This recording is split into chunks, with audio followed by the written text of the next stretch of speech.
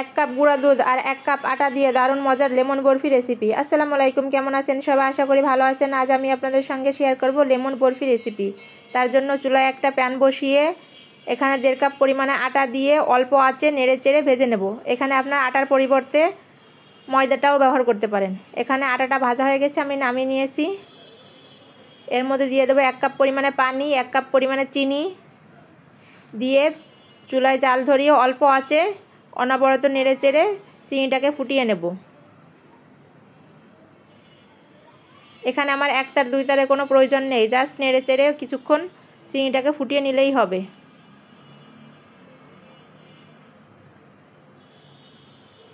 এবার এর মধ্যে চুলাটা বন্ধ করে দিয়ে এর মধ্যে অ্যাড করে দেব 1 কাপ পরিমাণ গুঁড়া দুধ। গুঁড়া দুধটা দিয়ে অনবরত নেড়ে চেড়ে মিশিয়ে নেব চিনির সঙ্গে।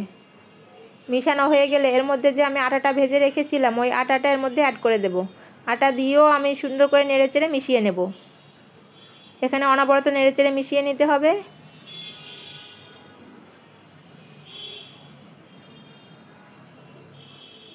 মেশাতে মেশাতে আমার এরকম হয়ে গেছে। এর মধ্যে অ্যাড করে দেব আমি ঘি। আপনারা ঘিয়ের পরিবর্তে বাটারও ব্যবহার করতে পারেন।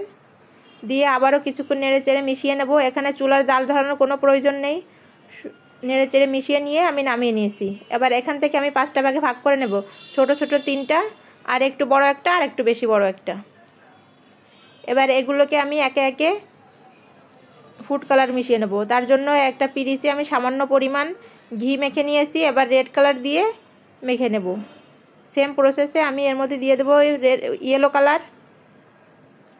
কালারটা দিয়েও মেখে নেব। এবার দিয়ে দেবো গ্রিন কালার দিয়েও মেখে নেব। এবার যে বড় একটু রেখেছিলাম ওর মধ্যেও আমি সেম গ্রিন কালার দিয়ে সুন্দর করে মেখে নেব। আমার সবগুলো ফুড কালার দেওয়া হয়ে গেছে। এবারও একে একে এগুলোর আমি লম্বা শেপ দিয়ে নেব। এবার 3টাকে আমি সুন্দর করে লম্বা শেপ দিয়ে নিয়েছি। এবারে পাশে রেখে দিয়ে এবার যে হোয়াইট কালারটা রেখেছিলাম ওইটা দিয়ে একটা রুটির মতো বেলে নেব। এখানে আমি রুটির থেকে একটু মোটা করে বেলে নিয়েছি। এবার এর মধ্যে একে একে যে আমি রোলগুলো রেখেছিলাম একে একে সবগুলো দিয়ে দেবো। প্রথমে দিয়ে দেবো রেড কালার, পরে দিয়ে দেবো ইয়েলো কালার, এরপরে দেবো গ্রিন কালার দিয়ে সুন্দর করে এরকম রোল পাকিয়ে নেব। এগুলোকেও আবার সুন্দর করে মিশিয়ে নেব। মিশানো হয়ে গেলে আমি সেট হওয়ার জন্য রেখে দেব। সেম প্রসেসে আমি গ্রিন কালারটা রেখেছিলাম ওটাও বেলে নিয়েছি। এবার এর মধ্যে একে একে ওটাও দিয়ে আমি ফোল্ড করে নেব। ফোল্ড করে নিয়ে এবার এটাও সুন্দর করে চেপে চেপে মিশিয়ে নেব। মিশিয়ে এটাও সেট হওয়ার জন্য রেখে দেব। এবার সেট হয়ে গেলে নামিয়ে নিয়েছি। এবার একে একে আমি 2 পাশ কেটে সরিয়ে নেব, সমান করে নেব। এবার একে একে পিস পিস করে নেব।